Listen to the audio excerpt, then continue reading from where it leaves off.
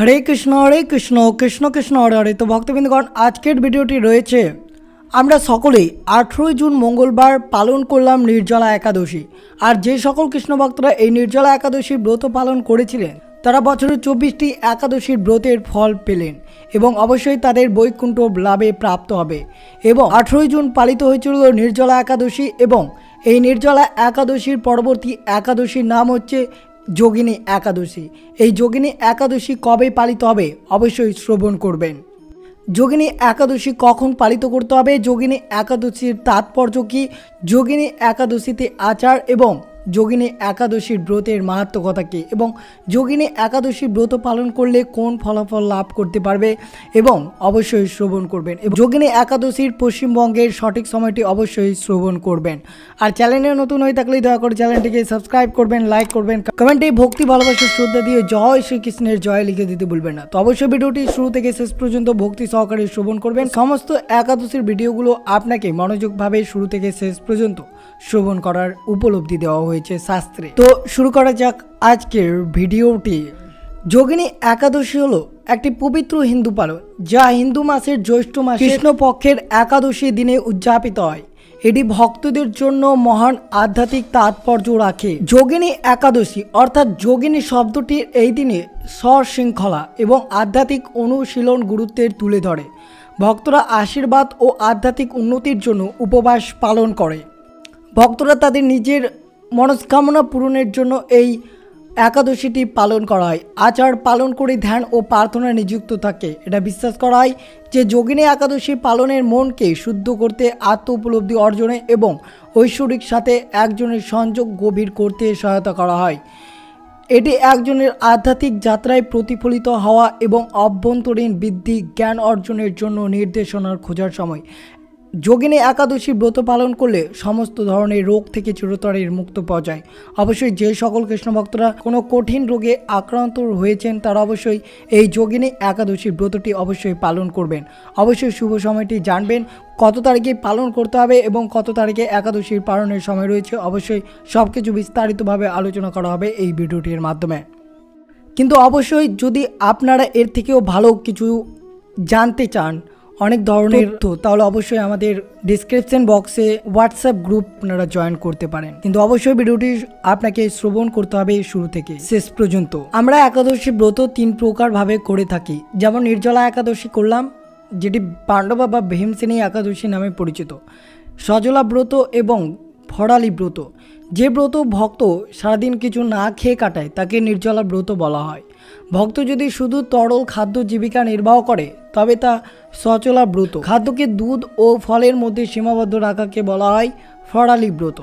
একাদশীর ব্রতের সময় ভক্তদের উচিত শস্য ও আমিষ জাতীয় খাবার পরিহার করে শরীর ও মনের বিশুদ্ধতা বজায় রাখে। প্রার্থনা ধ্যানে মগ্ন থাকা এবং ভক্তি ও আত্মার শৃঙ্খলার মাধ্যমে যে দেবতার আশীর্বাদ প্রার্থনা করা হয় তার আশীর্বাদ কামনা উপবাসের কঠোর অনুগত নিশ্চিত করে। একাদশী ব্রত পালন মন, শরীর এবং আত্মাকে শুদ্ধ করে এবং নির্বাচিত দেবতার সাথে আধ্যাত্মিক সংযোগ গভীর করে বলে মনে করা হয়। এটা ভক্তদের জন্য আধ্যাত্মিক বৃদ্ধি পেতে, নিজেদের পাপ থেকে পরিষ্কার করতে এবং তারা যে দেবতাকে উপাসনা করে তার সাথে সম্পর্কিত ঐশ্বরিক কৃপা আশীর্বাদ অর্জন করে দেয় এই যোগিনী একাদশী। ধারাবাহিকভাবে একাদশী ব্রত পালন করলে শরীর থেকে বিষাক্ত পদার্থ বেরিয়ে যায়, ব্যক্তির জীবনে হালকা উদ্যমী বোধ করবে। একাদশী ব্রত পালন করলে ক্যান্সার হওয়ার সম্ভাবনা প্রায় 90% কমে যায়। অবশ্যই জানা যাক যে এই যোগিনী একাদশী অর্থাৎ নির্জলার একাদশী পালিত হয়েছিল 18 জুন মঙ্গলবার। এবার নির্জলার একাদশীর পরবর্তী একাদশী হচ্ছে যোগিনী একাদশী। এই যোগিনী একাদশী কবে ব্রতটি আপনাদের পালন করতে হবে অর্থাৎ উপবাস থাকতে হবে এবং ব্রতের পালন কোন সময় করতে হবে অবশ্যই জানবেন। যোগিনী একাদশী ব্রত পালন করতে হবে 2 জুলাই 2024 অর্থাৎ আমরা নির্জলা অর্থাৎ পাণ্ডবা নির্জলা একাদশী ব্রত পালন করেছিলাম 18 জুন মঙ্গলবার। এবারও 2 জুলাই মঙ্গলবার পালন করতে হবে। একাদশীর নাম হচ্ছে যোগিনী একাদশী এবং ভারতের সময় অর্থাৎ কলকাতার সময় অনুযায়ী পালনের সময় রয়েছে পরের দিন অর্থাৎ বুধবার 3 জুলাই সকাল 4:56 থেকে 7:13 মধ্যে আপনাদের পালন করতে হবে এই সময়। এবং বাংলাদেশের সময় ভিডিওগুলো বাংলাদেশ থেকে অনেক ব্যক্তি দেখে, তো অনেক ভক্তরা প্রশ্ন করেছেন যে বাংলাদেশের পালন সময়টি অবশ্যই আমাদের শ্রবণ করাবেন। তো বাংলাদেশের পালন সময়টি রয়েছে 3 জুলাই বুধবার সকাল 5:16 থেকে 7:42 মধ্যে আপনাদেরকে এই যোগিনী একাদশীর ব্রতটি পালন করতে হবে এবং ব্রত পালন করতে হবে একই সময় 2 জুলাই মঙ্গলবার। যোগিনী একাদশীর ব্রতের উপকারিতা জানলে আপনি হয়তো অবাক হবেন যে এতটা উপকার হতে পারে এই একাদশীটি। দেখুন, যে সকল কৃষ্ণ ভক্তরা এই পবিত্র যোগিনী একাদশী ব্রতটি পালন করবেন তারা সকল পাপ থেকে মুক্ত হতে হবে এবং সকল প্রকার রোগ ব্যাধি নিরাময় করবে। যদি কোনো ভক্ত দীর্ঘদিন ধরে কোনো কঠিন রোগে আক্রান্ত হয়ে পড়েছে, তাহলে সেই ভক্ত যদি এই যোগিনী একাদশী ব্রতটি সম্পূর্ণ শ্রীকৃষ্ণ এবং বিষ্ণুকে স্মরণ করে ব্রতটি উপবাস পালন করে, তাহলে অবশ্যই তার সকল কঠিন রোগ নিমিষেই দূর হবে। কিন্তু তাকে ভগবানের উপর বিশ্বাস রেখে এই ক্রিয়াকলাপ অর্থাৎ এই যোগিনী একাদশী ব্রতটি পালন করতে হবে। কৃত সকল পাপ থেকে মুক্ত হবে, আধ্যাত্মিক চেতনা এবং অভ্যন্তরীণ শান্তি প্রচার করবেন এবং অবশ্যই মুক্তির সাথে নিজের ইচ্ছা এবং নিজের মনস্কামনাটি অবশ্যই পূরণ হবে এই যোগিনী একাদশীর ব্রত পালনের ফলে। এই যোগিনী একাদশীটি আষাঢ়ী একাদশী নামে পরিচিত। এই দিনে ব্রত পালন করা 44,000 ধার্মিক ব্রাহ্মণ বা পুরোহিতদের খাওয়ানোর সময়। যোগিনী একাদশীর ব্রত পালন যদি করেন তাহলে কতটা লাভ পাওয়া যায় এখানেই শ্রবণ করুন। অর্থাৎ বলেছে এই দিনে যদি যে সকল কৃষ্ণ ভক্তরা এই দিনে এই যোগিনী একাদশীর ব্রতটি পালন করবে তাহলে 44,000 ধার্মিক ব্রাহ্মণ ও পুরোহিতদের খাওয়ানোর সমতুল্য ফলাফল এই যোগিনী একাদশীর ব্রতের মাধ্যমে পেয়ে যাবে। এই যোগিনী একাদশীর মধ্যে এই বিরাট লাভ আপনারা করতে পারবেন। অবশ্যই আজকের দিনে একটিবার হলেও এই যোগিনী একাদশীর ব্রতের মাহাত্ম কথাটি শ্রবণ করবেন। আপনি নিজেও একাদশীর ব্রতের মাহাত্ম শ্রবণ করুন এবং অন্যদেরকেও শ্রবণ করাতে সহায়তা করুন। তবে শ্রবণ করা যাক আজকের দিনে যোগিনী একাদশীর ব্রতের মাহাত্ম কথাটি। ব্রহ্মবৈবর্ত পুরাণে আষাঢ় মাসে কৃষ্ণপক্ষের একাদশী ব্রত মাহাত্ম যুধিষ্ঠির শ্রীকৃষ্ণ সংবাদ রূপে বর্ণিত আছে। যুধিষ্ঠির বললেন, হে বাসুদেব, আষাঢ় মাসের কৃষ্ণপক্ষে একাদশী মাহাত্ম কৃপাপূর্বক আমাকে বলুন। শ্রীকৃষ্ণ বললেন, হে মহারাজ, সকল পাপ বিনাশিনী মুক্তিপদ এই উত্তম ব্রতের কথা বলছি, আপনি তা অবশ্যই ভক্তি সহকারে শ্রবণ করুন। আষাঢ় মাসের কৃষ্ণপক্ষে একাদশী যোগিনী নামে খ্যাত। মহাপাপ নাশকারী এই তিথি ভবসাগরে পতিত মানুষের উদ্ধার লাভের একমাত্র নৌকা স্বরূপ। ব্রত পালনকারীদের পক্ষে এটা সর্বশ্রেষ্ঠ ব্রত বলে প্রসিদ্ধ। মহাপাপ নাশকারী এই তিথি ভবসাগরে পতিত মানুষের উদ্ধার লাভের একমাত্র নৌকা স্বরূপ। ব্রত পালনকারীদের পক্ষে এটা সর্বশ্রেষ্ঠ ব্রত বলে প্রসিদ্ধ। এই প্রসঙ্গে আপনাকে একটি পৌরাণিক কাহিনী বলছি, অবশ্যই শ্রবণ করুন। অলকা নগরে শিব ভক্ত পরায়ণ কুবের নামে এক রাজা ছিল। তিনি প্রত্যহ শিব পুজো করতেন। তার হেমামালী নামে একজন মালী ছিল। প্রতিদিন শিব পূজার জন্য মানুষ সরোবর থেকে সেই ফুল তুলে যক্ষরাজ কুবেরকে দিত। বিশালক্ষী নামে হেমামালীর এক পরমা রূপবতী পত্নী ছিল। সে তার সুন্দরী পত্নীর প্রতি অত্যন্ত আসক্ত ছিল। একদিন সে তার স্ত্রীর প্রতি কামাসক্ত হয়ে পড়ল। রাজভবনে যাওয়ার কথা ভুলে গেল। বেলা 2 প্রহর অতীত হলো। অর্চনের সময় চলে যাচ্ছে দেখে রাজা ক্রুদ্ধ হলেন। মালীর বিলম্বের কারণ অনুসন্ধানের এক দ্রুত প্রেরণ করলেন। দূত এসে রাজাকে বললেও সে গৃহে স্ত্রীর সাথে আনন্দে মত্ত। দূতের কথা শুনে কুবের অত্যন্ত রেগে তখনই মালীকে তার সামনে হাজির করতে আদেশ দিল। এইদিকে মালীর কুবেরের পুজোর সময় অতিবাহিত হয়েছে বুঝতে পেরে অত্যন্ত ভয় পেল। তাই স্নান না করেই সেই রাজার কাছে উপস্থিত হলো।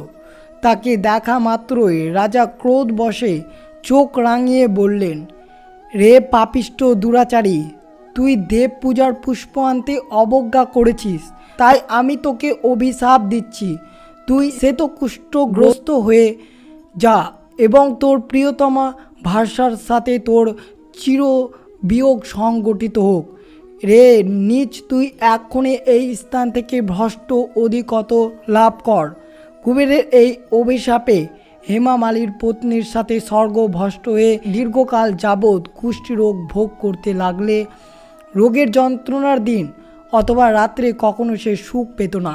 এইভাবে শীত গ্রীষ্মে প্রচণ্ড বেদনায় বহু কষ্টে সে জীবন যাপন করতে লাগলো। কিন্তু দীর্ঘদিন মহাদেবের অর্চনের ফুল সংগ্রহ সুকীর্তির ফলে সে শাপগ্রস্ত হয়ে বৈষ্ণব শ্রেষ্ঠ শিবের বিস্মরণ কখনো হয়নি। একদিন হেমমালির ভ্রমণ করতে করতে হিমালয়ের শ্রী মার্কেন্ডেয় ঋষির আশ্রমে উপস্থিত হলো। কুষ্ঠরোগ পীড়িত সপত্নী হেমামালিকে দর্শন করে শ্রী মার্কেন্ডেয় তাকে জিজ্ঞাসা করলেন, তুমি কার অভিশাপে এইরকম নিন্দনীয় রোগগ্রস্ত হয়েছ? সে উত্তর দিল, হে মুনিবর, রাজা ধনুক বেড়ের আমি ভৃত্য ছিলাম। আমার নাম হেমমালি। আমি প্রত্যহ মানুষ সরোবর থেকে ফুল তুলে শিব পুজোর জন্য রাজাকে দিতাম, কিন্তু দুর্ভাগ্যক্রমে একদিন স্ত্রীর মনোরঞ্জন হেতু কামশক্ত হইয়া সেই ফুল দিতে বিলম্ব হয়। রাজার অভিশাপে এইরকম দুর্দশাগ্রস্ত হয়েছি। পর উপকারী সাধুগণের স্বাভাবিক কর্ম। হে ঋষি শ্রেষ্ঠ, আমি অত্যন্ত অপরাধী, কৃপা করে আমার প্রতি প্রসন্ন হন। তখন দয়াদ্রচিত মার্কেন্ড মুনি বললেন, হে মালি, তোমার মঙ্গলের জন্য শুভ ফল প্রদানকারী এক ব্রতের কথা উপদেশ করছি। তুমি আষাঢ় মাসের কৃষ্ণপক্ষের যোগিনী নামক একাদশী ব্রত পালন করো। এই ব্রতের পূর্ণ প্রভাব তুমি অবশ্যই কুষ্ঠ ব্যাধি থেকে মুক্ত হবে। শ্রীকৃষ্ণ বললেন। ঋষির উপদেশ শ্রবণ করে হেমমালি তাকে প্রণাম জানালো। পরে অত্যন্ত আনন্দে ঋষির আদেশ মতো নিষ্ঠার সঙ্গে যোগিনী একাদশী ব্রত পালন করলো। এইভাবে হেমামালি সমস্ত রোগ থেকে মুক্ত হলো ও পত্নী সুখে জীবনযাপন করতে লাগলো। হে মহারাজ যুধিষ্ঠির, আমি আপনার কাছে এই ব্রত উপবাসের মহিমা কীর্তন করলাম। এই ব্রত পালনে 88,000 ব্রাহ্মণকে ভোজন করানোর ফল লাভ হয়। যে ব্যক্তি এই মহাপাপ বিনাশকারী ও পুণ্য ফল প্রদায়ী যোগিনী একাদশীর কথা পাঠ এবং শ্রবণ করে সে অচিরেই সর্বপাপ থেকে মুক্ত হবে। হরে কৃষ্ণ কৃষ্ণ কৃষ্ণ হরে হরে, হরে রাম রাম রাম হরে হরে। তো অবশ্যই আমার সাথে আরেকবার আপনারা মন্ত্রটি জপ করুন। হরে কৃষ্ণ কৃষ্ণ কৃষ্ণ হরে হরে, হরে রাম রাম রাম হরে হরে। তো অবশ্যই আপনারা শ্রবণ করলেন যোগিনী একাদশীর ব্রতের মাহাত্ম্য কথাটি এবং অবশ্যই আমার সাথে তাল মিলিয়ে আপনারা কৃষ্ণের মহামন্ত্রটি জপ করলেন। অবশ্যই আপনার মঙ্গল হবে এবং অবশ্যই আপনারা 2 জুলাই মঙ্গলবার অবশ্যই এই যোগিনী একাদশীর ব্রতের মাহাত্ম্য কথাটি অর্থাৎ ব্রতটি উপবাস করবেন এবং ব্রতের মাহাত্ম্য কথাটি শ্রবণ বা পাঠ করবেন। এই ব্রত পালন করলে 88,000 ব্রাহ্মণকে ভোজন করানোর ফল লাভ আপনারা পেয়ে যাবেন। অবশ্যই সকল কৃষ্ণ ভক্তরা এই যোগিনী একাদশীর ব্রতটি উপবাস অর্থাৎ ব্রত পালন করবেন। অবশ্যই না করলে আপনারা এই মতো 88,000 ব্রাহ্মণকে ভোজন করানোর ফল আপনারা কখনোই পাবেন না। তাই অবশ্যই যোগিনী একাদশীর ব্রতটি অবশ্যই আপনারা পালন করবেন। আষাঢ় মাসের কৃষ্ণপক্ষের একাদশী যোগিনী একাদশী নামেই পরিচিত এবং সর্বদাই এই দিনে আপনারা পরমেশ্বর ভগবান শ্রীকৃষ্ণের কথা স্মরণ করবেন এবং তার সেবা করবেন এবং অবশ্যই তাকে ভক্তি ভালোবাসা শ্রদ্ধা দিয়ে এই যোগিনী একাদশীর দিন তাকে স্মরণ করার মগ্ন হয়ে থাকবেন এবং সর্বদাই শ্রীকৃষ্ণের মহামন্ত্রটি আপনারা যতবার পারবেন ততবার জপ করবেন এই যোগিনী একাদশীর ব্রতের দিন। যোগিনী একাদশীতে কী রকমের আচার রয়েছে? যোগিনী একাদশী বিভিন্ন আচার এবং পালনের দ্বারা চিহ্নিত করা হয় যা ভক্তরা অনুসরণ করে। এখানে এই পবিত্র দিনটির সাথে সম্পর্কিত কিছু সাধারণ আচার রয়েছে। উপবাস, ভক্তরা যোগিনী একাদশীতে কঠোর উপবাস পালন করে খাদ্য এবং কখনো কখনো জল খাওয়া থেকে বিরত থাকে এবং উপবাস সে শরীর ও মনকে শুদ্ধ করে এবং আধ্যাত্মিক উন্নত করে বলে বিশ্বাস। পূজা, ভক্তরা মহাবিশ্বের রক্ষক এবং রক্ষক ভগবান বিষ্ণুর কাছে প্রার্থনা করে। তারা দেবতার মূর্তি বা ছবিকে ফুল, ধূপ এবং প্রদীপ দিয়ে সজ্জিত করে এবং ভক্তির নিদর্শন হিসেবে আরতি করেন। যোগিনী একাদশীতে অনুশীলনের তাৎপর্যের উপর জোর দেই। ভক্তরা মন, শরীর এবং আত্মাকে শুদ্ধ করতে ধ্যান, প্রাণায়াম, যোগাসন করে। এটি একজন আধ্যাত্মিক সংযোগকে গভীর করার অভ্যন্তরীণ শান্তি খোঁজ দেয়। এই যোগিনী একাদশীর দিন অবশ্যই ভক্তরা ভগবদ্গীতা বা বিষ্ণু সহস্রনাম এর মতো ধর্মীয় গ্রন্থগুলো পড়তে এবং আবৃত্তি করতে অবশ্যই সময় কাটাবেন এই শুভ তিথিতে। যোগিনী একাদশীতে কম সৌভাগ্যবানকে দান করা পুণ্য বলে বিবেচিত। ভক্তরা অনুকম্পা সেবার কাজে অভাবীদের খাদ্য ও বস্ত্র অবশ্যই দান করবেন। যোগিনী একাদশী কিংবদন্তি ও তাৎপর্য দিনটির সাথে যুক্ত একটি পবিত্র কাহিনী ব্রতকথার পাঠের মাধ্যমে বর্ণিত রয়েছে। এটি ভক্তদের জন্য অনুপ্রেরণা এবং বোঝার উৎসাহ ক্ষমতা করে। অবশ্যই এই তিথিতে আপনারা এই যোগিনী একাদশীর ব্রতকথাটি অবশ্যই শ্রবণ করবেন। যোগিনী একাদশী বা যোগিনী একাদশীর ব্রতর বিধানে কি করবেন? যোগিনী একাদশীর আচার অনুষ্ঠান প্রাচীন হিন্দু গ্রন্থে নির্দিষ্ট করা রয়েছে এবং বলা হয় যে এটি যুধিষ্ঠির মহাভারতের পাণ্ডব ভাইদের মধ্যে জ্যেষ্ঠ। প্রশ্নের উত্তর দেওয়ার সময় ভগবান শ্রীকৃষ্ণ এটি নির্দিষ্ট করেছিলেন। যোগিনী একাদশীর দিন আগে যে কৃষ্ণপক্ষের 10তম দিন ব্যক্তির উচিত বিকেলে নিজেকে ভালোভাবে পরিষ্কার করা এবং সূর্যাস্তের সময় রাতের খাবার খাওয়া উচিত। এবং যোগিনী একাদশীর সকালে ব্যক্তির সতর্কতার সাথে উপবাস পালনে অভিপ্রায় করা উচিত। সম্পূর্ণ উৎসর্গর সাথে শ্রী গোবিন্দর পুজো করুন এবং ফুল, চন্দনের পেস্ট, তুলসী পাতা, ধূপ এবং নৈবেদ্যের অন্যান্য জিনিস সহ একটি চমৎকার ভোগ অর্পণ করুন। ভগবান বিষ্ণুর সম্মানে বাড়িতে ঘিয়ের প্রদীপ অবশ্যই জ্বালাবেন। সারাদিন হরির স্তব, জপ, গান গাও এবং উপবাসের সময় অত্যন্ত আনন্দময় অবস্থায় থাকবেন। পূর্ণ চেতনায় রাত জেগে থাকুন। সম্ভব হলে ভগবান উদ্দেশ্যে সারা রাত বাদ্যযন্ত্র বাজান। পরের দিন সকালে ব্যক্তির উচিত ব্রাহ্মণদের দান করা এবং শ্রদ্ধার সাথে তাদের কিছু যে কোনো অপরাধের জন্য ক্ষমা প্রার্থনা করা উচিত। যারা পরের দিন পর্যন্ত পূর্ণ উপবাস করেন তাদের জন্য প্রার্থনা করা উচিত, হে পুণ্ডরীকাক্ষ, হে পদ্ম চোখের ভগবান, এখন আমি খাবো, দয়া করে আমাকে আশ্রয় দিন। প্রার্থনার পরে ভক্তকে ভগবান বিষ্ণুর পদ্মর চরণে ফুল ও জল নিবেদন করতে হবে এবং ভগবানকে অষ্ট অক্ষরের মন্ত্র 3 বার উচ্চারণ করে খেতে অনুরোধ করতে হবে। উপবাস পুণ্য অর্জনের জন্য ভক্তদের জল পান করা উচিত, যা ভগবান পদ্মের চরণে নিবেদন করা হয়েছে। ভক্ত যদি তা করতে চান তবে অগ্নি বলিদান করা যেতে পারে। অবশ্যই মনে রাখবেন, এই যোগিনী একাদশীর দিন এই নিয়মগুলো আপনাকে মেনে চলতে হবে। উপবাস পালনকারী ভক্তের যোগিনী একাদশীর সকালে স্নান করা উচিত। একাদশীতেই মটরশুঁটি এবং শস্য খাওয়া নিষিদ্ধ। এই দিনে ভক্তের জন্য কোনো প্রাণী হত্যা নিষিদ্ধ। একাদশীতে দিনের বেলা ঘুমানো নিষিদ্ধ এবং পরের দিন দ্বাদশীতেও। একাদশী ও দ্বাদশীতে যৌনতা থেকে বিরত থাকা, জুয়া খেলা। যদি কোনো ভক্তের পরের দিন উপবাস ভঙ্গ করতে না পারে তাহলে তাকে উপবাসের সমাপ্তি বোঝাতে জল পান করতে হবে এবং পরে সুবিধা মতো খাবার খেতে পারবেন। অবশ্যই মনে রাখবেন, যোগিনী একাদশীতে পঞ্চরবি শস্য কিছুতেই খাওয়া যাবে না।